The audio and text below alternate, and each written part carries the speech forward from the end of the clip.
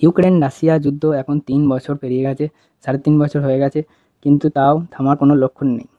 Russia অনেকগুলি drone নিয়ে attack করছিল ইউক্রেনের ওপর। সেই সময় 19টি ড্রোন ইউক্রেনের বর্ডার পেরিয়ে পোল্যান্ডে চলে যায়, কিন্তু পোল্যান্ডে গেলেও পোল্যান্ডের অনেক ভেতরে চলে যায়।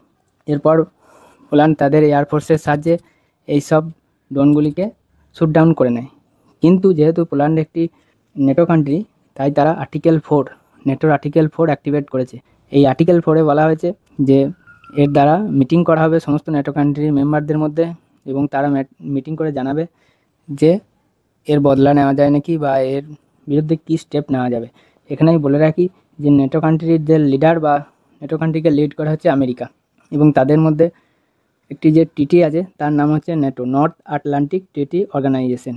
এই অর্গানাইজেশন হচ্ছে যদি একটি দেশের ওপরেও অপর কোনো বহিঃশত্রু আক্রমণ করে, তাহলে এটা মেনে নেওয়া হবে যে সমস্ত দেশগুলির ওপর অ্যাটাক করেছে, এবং সবাই একসাথে অ্যাটাক চালাবে সেই বহিঃশত্রু দেশটার ওপর। যারা জিও পলিটিক্যাল থিঙ্কার, তাদের মতে রাশিয়া টেস্ট করছে যে নেটো কত দূর যেতে পারে, কারণ একটা দুটো নয়, 19টা ড্রোন চলে গেছে, তাও অনেক কান্ট্রি অনেকটা ভেতরে চলে গেছে। এটা কোনোভাবেই ভুল করে হতে পারে না, এমন হচ্ছে ইউরোপিয়ান যারা জিও পলিটিক্যাল থিঙ্কার তাদের দাবি। অন্যদিকে রাশিয়া বলেছে যে এটা কোনোভাবেই আমাদের কোনো চিন্তাভাবনাই নাই যে পোল্যান্ডকে আক্রমণ করব, এটা তো ভুল করে চলে গেছে, টেকনিক্যাল এরর এটা। কিন্তু ইউরোপের সমস্ত দেশ অ্যাক্টিভ হয়ে গেছে। ইংল্যান্ড বলেছে যে তারা এয়ার ডিফেন্সের কিছু সামগ্রী পাঠাবে পোল্যান্ডকে, যাতে তারা এই ধরনের অ্যাটাককে প্রতিহত করতে পারে।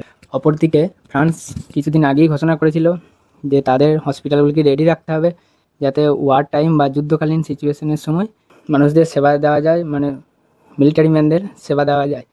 তো এই যে ইউরোপের যে এই যুদ্ধ, প্রথমে ইউক্রেন রাশিয়ার মধ্যে থাকলেও এখন অনেকগুলি দেশ, বড় বড় দেশ জড়িয়ে পড়ছে এই যুদ্ধে।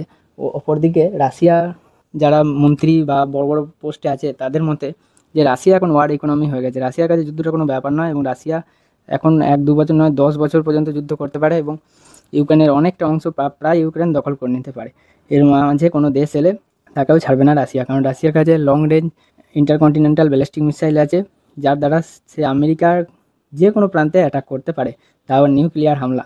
তাই রাশিয়াকে সব দেশ একটু সমীহ করে চলে। এখানে রাশিয়ার জায়গায় অন্য কোনো দেশ হলে এতক্ষণ অ্যাটাক শুরু করে দিত আমেরিকা, বম্বিং শুরু করে দিত, কিন্তু এটা রাশিয়া, তাই নেটো কোনো কিছু করবে না। যদি রাশিয়া আবার অ্যাটাক করে তখন আবার নেটো হয়তো আর্টিকেল 5 অ্যাক্টিভেট হবে।